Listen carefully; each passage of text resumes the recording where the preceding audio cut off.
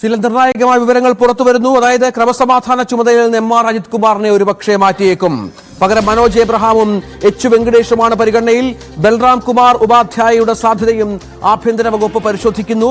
Police തലപ്പത്ത് വൻ ചേരിതിരിവ് സംഭവിക്കുന്നു ഈ വിഷയത്തിൽ എന്നുള്ളതാണ് മറ്റൊരു പ്രധാനപ്പെട്ട കാര്യം. എം ആർ അജിത് കുമാറിന്റെ ഇടപെടലുകളിൽ പോലീസ് സേനയ്ക്കും കടുത്ത അതൃപ്തി എന്നുള്ള വിവരങ്ങൾ പുറത്തുവരുന്നു.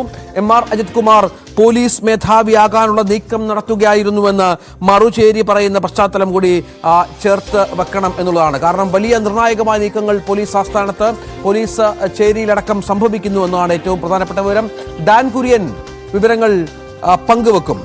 ഡാൻ, എന്താണ് മനസ്സിലാക്കേണ്ടത്?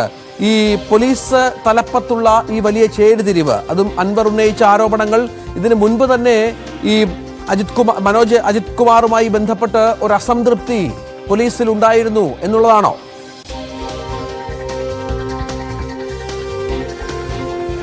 രഞ്ജിത്ത്, സമാനതകളില്ലാത്ത ഒരു പ്രതിസന്ധിയിലേക്ക് പോലീസ് തലപ്പത്തെ ഉന്നത ഉദ്യോഗസ്ഥർ തമ്മിലുള്ള ചേരിതിരിവ് മാറുന്നു എന്ന വിവരങ്ങളാണ് ഈ മണിക്കൂറിൽ പുറത്തുവരുന്നത്.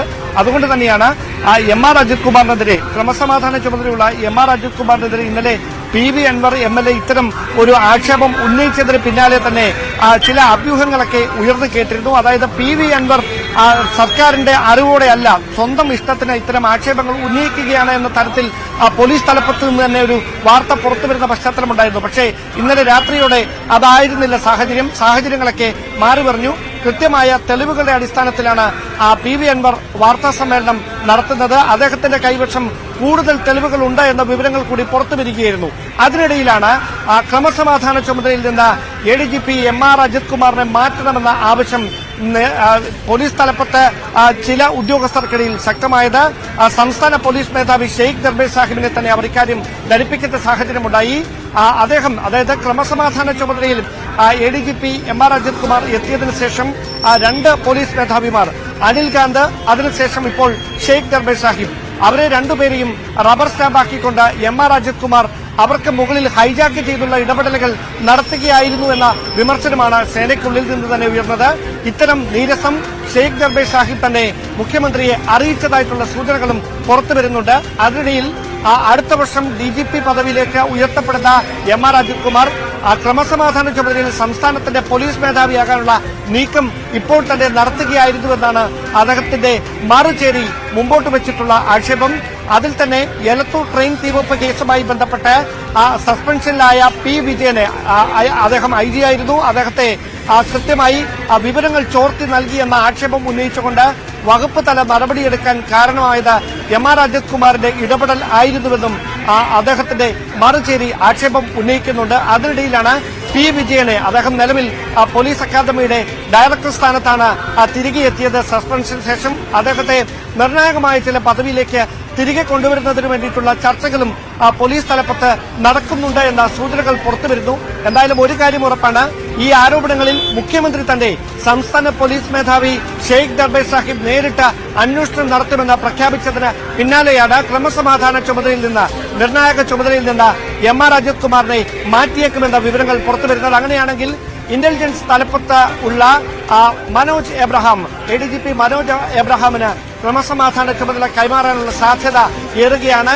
അതല്ല എങ്കിൽ ക്രൈംബ്രാഞ്ച് ADGP-യായി ഇപ്പോൾ ഹേമ കമ്മീഷൻ റിപ്പോർട്ടിന്മേൽ അന്വേഷണത്തിന് മേൽനോട്ടം വഹിക്കുന്ന ക്രൈംബ്രാഞ്ച് ADGP എച്ച് വെങ്കടേഷനെ ഒരുപക്ഷെ ക്രമസമാധാന ചുമതലയിലേക്ക് കൊണ്ടുവന്നേക്കും. അതിനപ്പുറത്തേക്ക് ജയിൽ മേധാവി ബൽറാം കുമാർ ഉപാധ്യായയും ആ പദവിയിലേക്ക് പരിഗണിക്കുന്നുവെന്ന തരത്തിലുള്ള വിവരങ്ങളാണ് പുറത്തുവരുന്നത്. എന്തായാലും കൃത്യമായ കൂടിയാലോചനകൾക്ക് ശേഷം മാത്രമായിരിക്കും ഇക്കാര്യത്തിൽ ഒരു തീരുമാനമുണ്ടാകുക. നമുക്കറിയാം, പാർട്ടി തലത്തിലടക്കം പോലീസ് തലപ്പത്ത് സർക്കാരിന് നിയന്ത്രണമില്ല. ആഭ്യന്തര വകുപ്പിന്റെ നിയന്ത്രണങ്ങൾക്ക് അപ്പുറത്തേക്ക് ഉദ്യോഗസ്ഥർ തന്നെ തീരുമാനങ്ങൾ എടുക്കുന്ന എന്ന വിമർശനം നേരത്തെ മുതൽ ഉയർന്നു കേട്ടിരുന്നു. അതുകൊണ്ട് തന്നെ പാർട്ടിക്ക് കൂടി കൃത്യമായി ബോധ്യമുള്ള സ്വീകാര്യനായ ഒരാൾ മാത്രമേ ക്രമസമാധാന ചുമതലയുള്ള ADGP-യുടെ പദവിയിലേക്ക് എത്തുകയുള്ളൂ എന്ന വിവരങ്ങളാണ് പുറത്തുവരുന്നത്.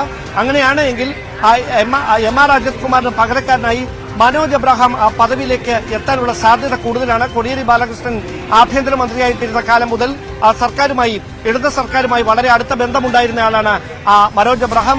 ഒരുപക്ഷെ അദ്ദേഹത്തെ തന്നെ ആ പദവിയിലേക്ക് എത്തിക്കാനാണ് സാധ്യത. അതല്ല എങ്കിൽ എച്ച് വെങ്കടേഷ് തന്നെ ആ പദവിയിലേക്ക് എത്തുമെന്ന സൂചനകളും പുറത്തുവരുന്നുണ്ട്. ഏതായാലും പോലീസ് തലപ്പത്ത് ഇതുമായി ബന്ധപ്പെട്ട വലിയ ചർച്ചകൾ പുരോഗമിക്കുന്നുണ്ട്. അതോടൊപ്പം MR അജിത് കുമാറിന്റെ ഇടപെടലുകളിൽ പോലീസ് മേധാവി തന്നെ സംസ്ഥാന മുഖ്യമന്ത്രിയെ അദ്ദേഹത്തിന്റെ അതൃപ്തി വ്യക്തമാക്കിയെന്ന സൂചനകൾ പുറത്തുവരുന്ന ഘട്ടത്തിൽ ഏത് തരത്തിലായിരിക്കും ക്രമസമാധാന ചുമതലയുണ്ടായിരുന്ന ADGPക്കെതിരെ ഉയർന്ന ഗുരുതരമായ ആരോപണങ്ങളുടെ പേരിൽ അദ്ദേഹത്തിനെതിരെ ഏത് തരത്തിലായിരിക്കും പോലീസ് മേധാവി നടത്തുന്ന അന്വേഷണം നീങ്ങുക എന്നതാണ് ഏറ്റവും ശ്രദ്ധേയമായിട്ടുള്ള കാര്യം. രഞ്ജിത്ത്,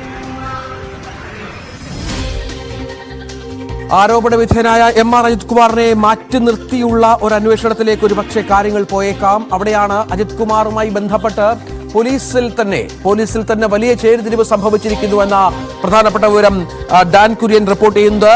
പോലീസ് ക്രമസമാധാന ചുമതലയുള്ള പോലീസ് മേധാവിയായി മാറാനായി നേരത്തെ തന്നെ അജിത് കുമാർ നീക്കം നടത്തിയിരുന്നു എന്നുള്ള ആക്ഷേപമുണ്ട്.